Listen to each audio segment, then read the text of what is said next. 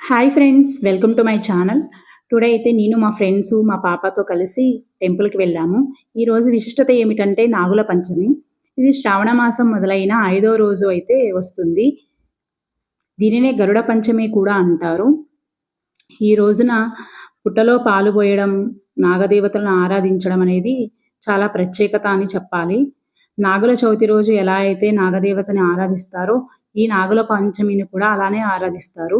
ఈరోజు మంగళవారం శ్రావణ మాసం అవడంతో చాలా విశిష్టత కలిగిన రోజైతే చెప్పాలి. భక్తులను చూస్తుంటేనే అర్థమవుతుంది ఈరోజు ఎంత విశిష్టత అనేది.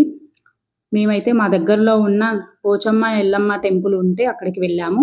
అక్కడ నాగదేవత బుట్ట అన్నీ ఉన్నాయి.